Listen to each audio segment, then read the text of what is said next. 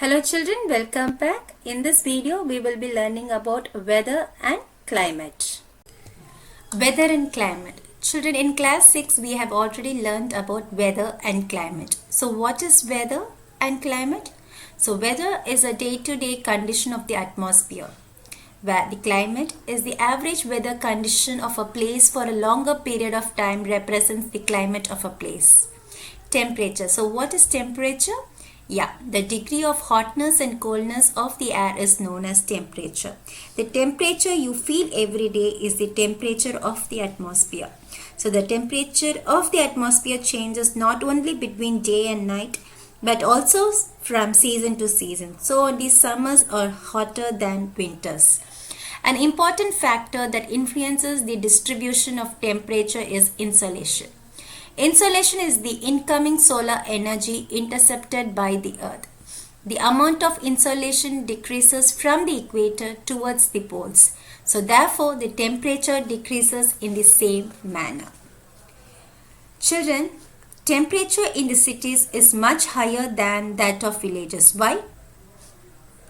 Because the concrete and metals in buildings and asphalt of roads gets heated up during the day.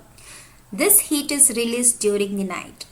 Also, the crowded, high-rise buildings of the cities trap the warm air and thus raise the temperature of the cities. Air pressure. What is air pressure? You will be surprised to know that air above us presses us with a great force on our body. However, we don't even feel it. Why? Because the air presses us from all directions and our body exerts a counter pressure. So air pressure is defined as the pressure exerted by the weight of air on the earth's surface. As we go up the layers of the atmosphere, the pressure falls rapidly. The air pressure is highest at sea level and decreases with height. In areas where temperature is high, the area gets heated and rises. So this creates a low pressure area. Low pressure is associated with cloudy skies and weather. So in areas having low temperature, the air is cold. It is therefore heavy. So heavy air sinks and creates a high pressure area. So high pressure is associated with clear and sunny skies. The air always moves from high pressure areas to low pressure areas. Do you know? On the moon, there is no air and hence no air pressure.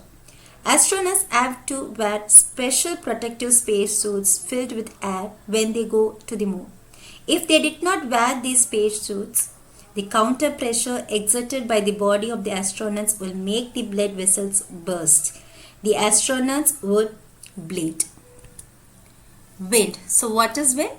The movement of air from high pressure area to low pressure area is called wind.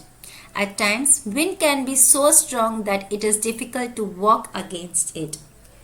Do you know, children, a wind is named after the direction from which it blows. Example, the wind blowing from the west is called westerly. So winds can be broadly divided into three types: permanent winds, seasonal winds, and local winds. Permanent winds. The trade winds, westerlies and easterlies are permanent winds. So these blow constantly throughout the year in a particular direction. Seasonal winds. So these winds change their direction in different seasons. For example, monsoons in India.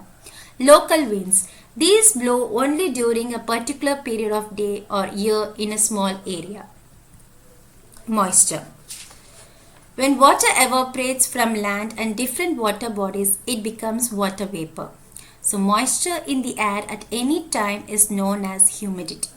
When the air is full of water vapor, we call it a humid day.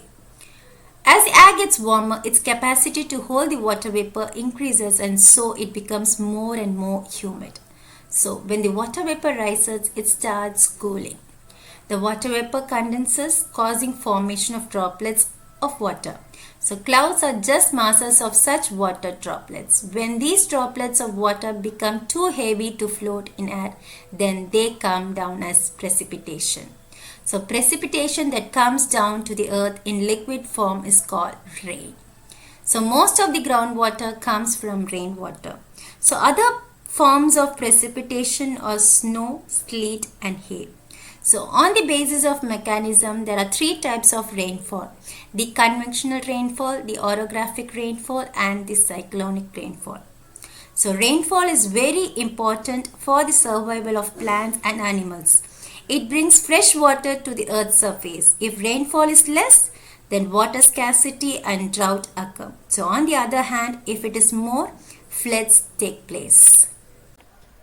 I hope you all understood what is weather and climate.